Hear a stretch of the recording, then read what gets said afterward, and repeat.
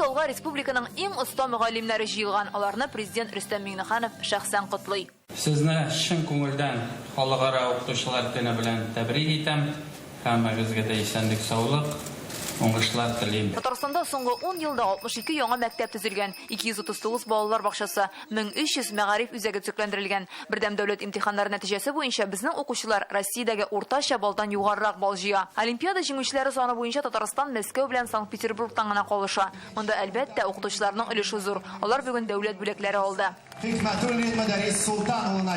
Халык укытучысы исеменә башкаланың 42нче мәктәбендә физик тәрбия бирүче Мөдәррис Хисмәтуллин лаек. Ул берничә буын балалар укытып чыгарган инде. Яңадан миңа башка чыксан, нине специаль для баруга әйтерем, все-таки образование кешесе. Вакыт алга бара, без укытучылар ни в коем случае арка калырга тиеш түгел. Равилә Бикмөхәммәтова 42 ел Казанның радиомеханика көллиятендә эшли. Балалар янында яшәрәм ди. Үземне бик яратам, аңсыз яши алмыйм, шуның өчен картаймыйм.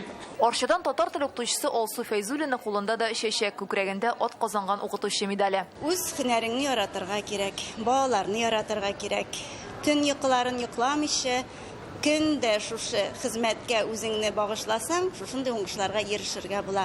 Быел республиканың 400-дән артык мөгаллиме республика грантлары ала. Иң яхшы укытучы, директор, тәрбияче, оста мөгаллимнәр. Үзләренең күңелләрен салып, үз эшләрен матур итеп башкаручы укытучыларыбызны котларга, хакимият җитәкчеләре, гомумән бөтен җәмәгатьчелек килгән һәм без сезнең барыгызны да бәйрәм белән тәбрик итәбез. Быел укытучылар көне беренче тапкыр пандемия шартларында билгеләп үтелә. Әлеге ел безгә укытучыны беркемдә, бернәрсәдә алыштыра алмавын күрсәтте. Фәризә Мәҗитова, Илшат Мөхәммәтов, Яңа Гасыр каналы. Мөгаллимнәргә тәбрикләү сүзләрен президент үзенең Instagram битендә дә юллады. Ул бәйрәм видеоролигы урнаштыра. Анда укытучыларга рәхмәт сүзен балалар җиткерә.